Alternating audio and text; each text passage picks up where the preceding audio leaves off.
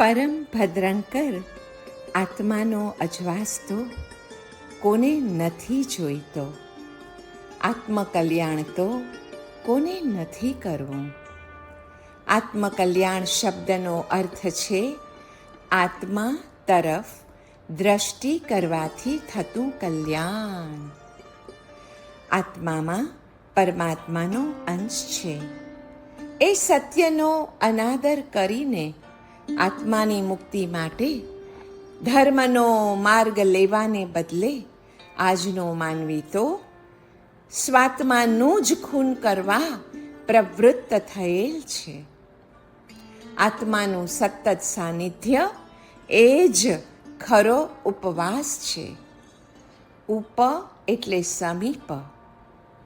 આત્માની સમીપ વાસ કરવો એટલે કે આત્માનું અનવરત સામીપ્ય સાન્નિધ્ય અનુભવવું એ જ ખરો ઉપવાસ છે અને તેને જ આત્માનુભૂતિ પણ કહી શકાય. વિચારના સતત પ્રવાહમાં યાદ રાખવું કે હું વિચાર નથી તથા ભાવોના સૂક્ષ્મ તરંગો વચ્ચે એ યાદ રાખવું કે હું ભાવ પણ નથી.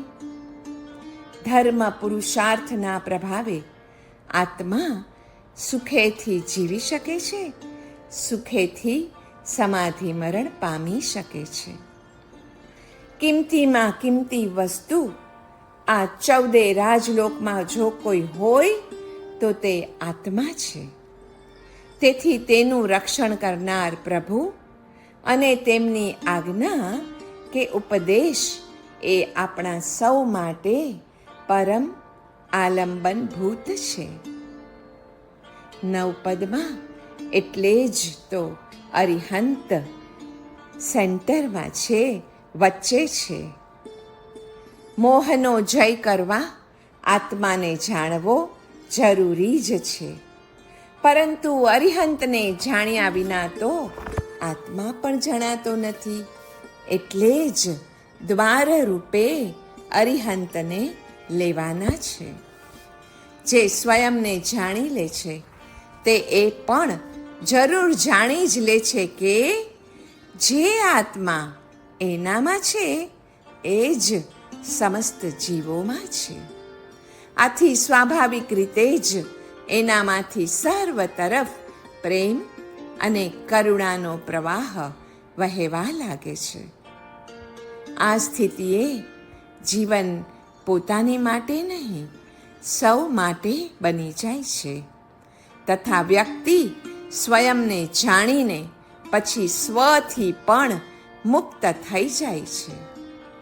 હું છું એ સત્ય હકીકત તો સિદ્ધ જ છે. હું કોણ છું એ સિદ્ધ કરવાનું બાકી છે. અને એ જાણવા માટે 3 મિથ્યા તાદાત્મ્ય તોડવાના છે. આપણું પહેલું તાદાત્મ્ય શરીરની સાથે છે, બીજું વિચારની સાથે અને ત્રીજું ભાવની સાથે તાદાત્મ્ય છે. આ ત્રણેયને તોડવા એ જ તો ખરી તપશ્ચર્યા છે. એ જેમ જેમ તૂટે છે તેમ તેમ ચિત્તની અચેતન કક્ષા ચેતનમય બનીને અંધકારની જગ્યાએ અંદર પ્રકાશનો જન્મ થાય છે. શરીરની પ્રત્યેક ક્રિયા અને સ્થિતિમાં એ જરૂરથી યાદ રાખવું જ કે હું શરીર નથી. આ સ્મરણ જ ચેતનાને શરીરથી ક્રમશઃ શનૈઃ મુક્ત કરતું જાય છે. આત્માની એકતા ક્ષેત્ર અને કાલ ઉભય પ્રકારે સિદ્ધ થાય છે. ક્ષેત્રથી ભિન્ન દેહમાં એક જ આત્માની પ્રતીતિ થાય છે અને કાળથી ભિન્ન ભિન્ન અવસ્થાઓમાં પણ એક જ આત્મતત્વ રહેલું છે એવી પ્રતીતિ દ્રઢ થતી જાય છે. એ પ્રતીતિ દ્રઢ થવા માટે ચિત્ત શુદ્ધિ એ પ્રથમ શરત છે. કામના એકમાત્ર આત્મજ્ઞાનની અર્થાત આત્મતત્વના સાક્ષાત્કારની જ હોવી જોઈએ. આત્મા એક જ છે અને એની સત્તાથી જ શરીર અનેક પ્રકારના કાર્યો કરે છે. આત્માના જ્ઞાન માટે સમાધિ એકમાત્ર ઉપાય છે. સમત્વ, સમતા અને સમાધિપૂર્વક જો રહીએ તો આત્મજ્ઞાન ક્યાં દૂર રહે. જ્ઞાન અને ભક્તિ એમ બંને મળીને મોક્ષ માર્ગ બને છે. આત્મા ન કેવળ ઉપદેશોથી, ન કેવળ બુદ્ધિથી કે પછી બહુ અધ્યયનથી પ્રાપ્ત થાય. અરે એ તો એને જ પ્રાપ્ત થાય છે કે જેના ઉપર તેની કૃપા ઉતરે છે. તેને આત્મા એવી રીતે મળી જાય કે જેમ પોતે પોતાના શરીરને આજે મળી જાય છે. આત્માની શાશ્વતતા વિશે એક સુંદર શ્લોક છે. ન જાયતે મ્રિયતે વા વિપશ્ચિત નાયમ કૃતશ્ચિન્ન બભૂવ કશ્ચિત અજો નિત્યઃ શાશ્વતોયમ પુરાણો ન હન્યતે હન્યમાને શરીરે. અર્થાત આ આત્મા કોઈનાથી જન્મતો કે મરતો નથી, નહીં જન્મતો, નિત્ય શાશ્વત એવો આ પુરાણ અથવા આત્મા શરીર હણાએ છતે કદાપી હણાતો નથી. હું તે છું અર્થાત નિગોદ પર્યંતના સંસારી જીવોમાં જે હું રહેલો છે ને, તે હું અને મારું સ્વરૂપ એક જ છે. તે હું છું અર્થાત મોક્ષ પર્યંતના ઉત્તમ જીવોનું જે સ્વરૂપ છે તે મારું જ સ્વરૂપ છે. આ જ સર્વ જીવો સાથે કથંચિત અભેદ સાધના કરવાનો મંત્ર છે. સર્વ તત્વોમાં શિરોમણીભૂત આત્મતત્વ અને તેમાં પણ શિરોમણીભૂત છે શુદ્ધાત્મ તત્વ. હું એટલે કોણ? હું કોણ છું એના જવાબ અને અનુભવમાં મુક્તિ છે. મુક્તિનો માર્ગ છે અને બધી જ સમસ્યાઓનું સમાધાન છે. આંખની રોશનીને અંદર વાળતા જ અનુભવ થાય છે કે જેને આધારે મન, બુદ્ધિ અને પ્રાણ ટકે છે એવું, કિંતુ એ બધાથી પણ ભિન્ન એવું એક તત્વ જરૂર છે. હું એટલે દેહ નહીં, મન નહીં, પણ આત્મા. અનુભવીઓએ જગત સમક્ષ આ અનુભવ મૂક્યો છે, પછી ભલે તે કોઈ માને કે ન માને. વૈજ્ઞાનિકોના સાણસામાં કે તેઓની પ્રયોગશાળામાં આ વસ્તુ સાબિત થાય કે ન થાય, છતાં બાહ્ય શોધથી પર એવું એક તત્વ કે જેના જવાથી બધું જ અટકી પડે છે. એ તત્વ તે આત્મા, ચૈતન્યવાન જીવ. હું એટલે દેહ નહીં, મન નહીં, આત્મા પણ નહીં, પણ નીરવ શૂન્યતા. શૂન્યતામાં જ ચૈતન્ય અનુભવાય છે. એ જેમ જેમ આગળની અવસ્થા પ્રાપ્ત થતી જાય એમ એમ એ પણ સમજાય છે. આત્માના ષડ રિપુ કોણ? કામ, ક્રોધ, લોભ, માન, મદ અને હર્ષ છે. એ ષડ રિપુ છે કેમ કે આત્માની ષટ સંપત્તિને હણનારા છે. તો આત્માની ષટ સંપત્તિના નામ કયા? તે અનુક્રમે છે જ્ઞાન, દર્શન, ચારિત્ર, તપ, વીર્ય અને ઉપયોગ.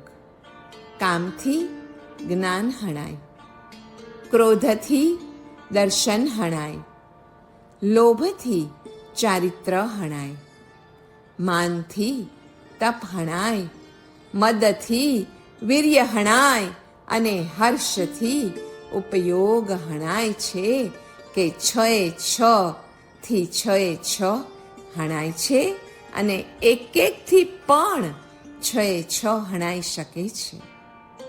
આ ષડ સંપત્તિની રક્ષા માટે ષડ રિપુઓને હણવા જ જોઈએ. જ્ઞાનથી કામ, દર્શનથી ક્રોધ, ચારિત્રથી લોભ, તપથી માન, વીર્યથી મદ અને ઉપયોગથી હર્ષ જીતાય છે. એકદમ ઓપોઝિટ થયું ને. આત્મધ્યાનથી 6 જીતાય, અનાત્મ ભાવથી 6 પોષાય છે.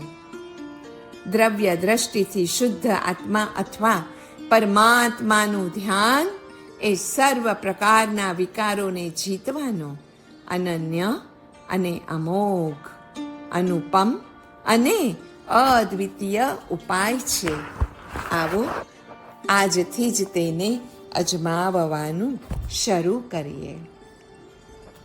આત્મસિદ્ધિ સ્તોત્રમાં આવે છે ને કે શુદ્ધ બુદ્ધ ચૈતન્ય ઘન સ્વયં જ્યોતિ સુખધામ, બીજું કહીએ કેટલું, કર વિચાર તો પામ. દ્રવ્ય દ્રષ્ટિએ સ્વરૂપથી આત્મા શુદ્ધ છે જ, પરંતુ જ્યારે પર્યાયમાં એ શુદ્ધ સ્વરૂપ અનુભવ ગોચર થાય ને ત્યારે જ તેનું યથાર્થપણું અથવા સાર્થકપણું થયું કહેવાય, અન્યથા તે બોલવા માત્ર ગણાય. આ આખું એ જગત જો સોનાનું થઈ જાય ને તો પણ તૃણવત અસાર છે, સળગતા ઘાસના પૂળાની જેમ ત્યાજ્ય છે. જ્ઞાન ચક્ષુથી જ્યારે આત્માનું અવલોકન થાય ને ત્યારે આત્માનો જન્મ થયો ગણાય કે આત્મા આત્મત્વને પામ્યો ગણાય. આત્માનું અવલોકન એટલે સ્વસ્વરૂપ દર્શન. આત્મદર્શન અથવા સમ્યક દર્શન બધું એક જ છે. આત્મા પ્રત્યે જેવી દ્રષ્ટિ, જેવો સ્નેહ, તેવી જ દ્રષ્ટિ જગત પ્રત્યે, તેવો જ સ્નેહ સર્વ પ્રત્યે એ સમદર્શન કહેવાય છે. આત્મા માટે ઈચ્છીએ તે જો સર્વ માટે ઈચ્છીએ તો પછી આત્મત્વની પ્રાપ્તિ ક્યાં દૂરે છે. કેમ કે જે એકને જાણે તે સર્વને જાણે, જે સર્વને જાણે તે એકમેવ એવા પોતાના આત્માને પણ જાણે. એ બધા માટે દેવ, ગુરુ અને ધર્મનો આશરો, તત્વત્રયીનો આશરો આવશ્યક છે. આત્મજ્ઞ તે સર્વજ્ઞ અને સર્વજ્ઞ તે આત્મજ્ઞ એટલે જ તો કહ્યું છે. જે સર્વજ્ઞ થાય છે તે આત્માના દ્રવ્ય ગુણ પર્યાયને જાણ્યા અનુભવ્યા પછી જ થાય છે. આત્મજ્ઞ થયા વિનાનું અર્થાત દ્રવ્ય ગુણ પર્યાયથી એક આત્માને જાણ્યા અનુભવ્યા વિનાનું જ્ઞાન અજ્ઞાનની કોટીનું જ છે. એક આત્માને જાણતા સમસ્ત લોકાલોક જણાય છે અને સર્વને જાણવાનું ફળ પણ આત્મપ્રાપ્તિ જ છે. આત્માથી ભિન્ન એવા ભાવોને પણ વ્યતિરેક વડે આત્માને જાણવાની જ તો ક્રિયા છે.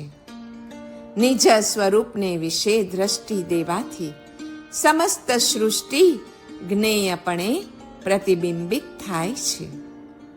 સર્વજ્ઞતા સહજ ઉપચરિત છે અને આત્મજ્ઞતા નિરૂપચરિત છે. એક આત્માની પ્રાપ્તિ થતાં જ અભેદ સ્વરૂપ, દર્શન, જ્ઞાન, ચારિત્ર એમ ત્રણેયની પ્રાપ્તિ થઈ જાય છે. રત્નત્રયથી આત્મા અભેદ સ્વરૂપ છે. પરમ સત્યનો પર્યાય વિતરાગ એટલે નિસ્તરંગ, નિર્વિકલ્પ અને શુદ્ધ એવો જીન સ્વરૂપ નિજાત્મા. એવા આત્મ સ્વરૂપનું જ્ઞાન થયા વિના કાર્ય કોઈનું પણ ક્યારેય પણ સર્યું નથી. શાસ્ત્ર જ્ઞાનથી નિવેડો નથી જ, આત્મજ્ઞાનથી જ નિવેડો છે. અનુભવ એ અપ્રમત્ત ધારાએ અવિસ્મરણ છે. તેને સ્વરૂપ જાગૃતિ પણ કહે છે. સર્વ ક્લેશ અને સર્વ દુઃખથી મુક્ત થવાનો ઉપાય અનુભવગમ્ય આત્મજ્ઞાન છે. જેટલું આત્મજ્ઞાન થાય તેટલી સમાધિ પ્રગટે છે. આત્મ પરિણામની સહજ સ્વરૂપે પરિણતિ થવી તે ધર્મ છે અને આત્મ પરિણામની સ્વસ્થતા તે સમાધિ છે. આત્માને ઉપાસનાર સર્વ જીવો શાશ્વતા કાળ માટે દુઃખથી મુક્ત થાય જ છે.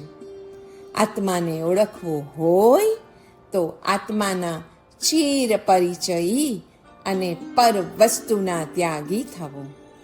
જો તમે મુક્તિને ઈચ્છતા હો તો સંકલ્પ, વિકલ્પ અને રાગ દ્વેષને મૂકી દો.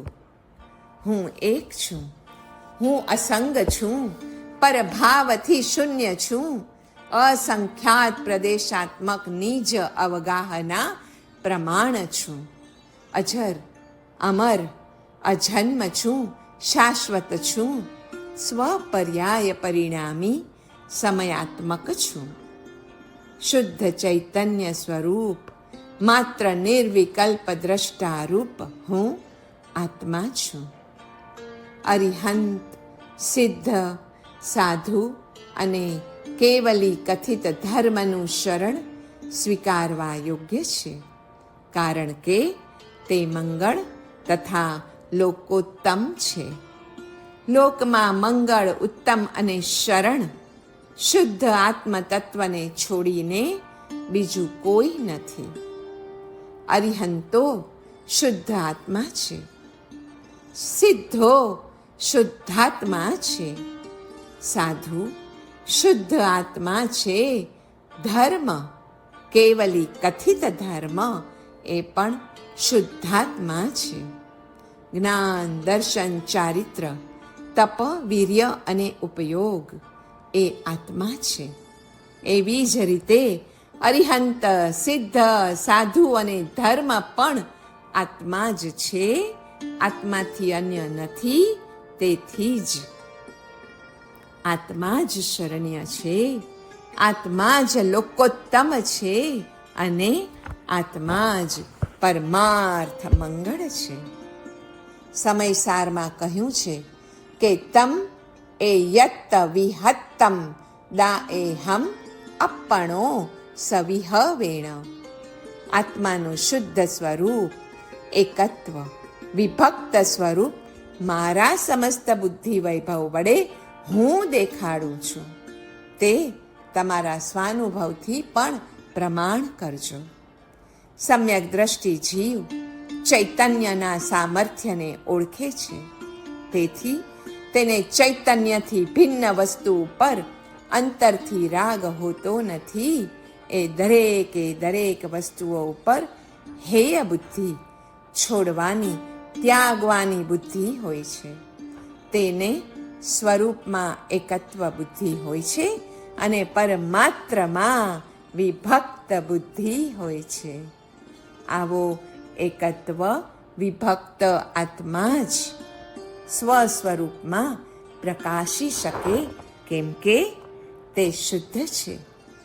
હું એક શુદ્ધ સદા અરૂપી જ્ઞાન દર્શનમય ખરે કંઈ અન્ય તે મારું જરી, પરમાણુ માત્ર નથી અરે. પરમેષ્ઠી ભગવંતોમાં શુદ્ધ બુદ્ધ ચૈતન્યમય સ્વયં જ્યોતિ સુખધામ ઇત્યાદિ વિશેષણોવાળું શુદ્ધ સ્વરૂપ આવિર્ભાવ પામેલું છે. આવો આજથી જ તેને પામવા, તેઓને પામવા પ્રયત્નશીલ બનીએ.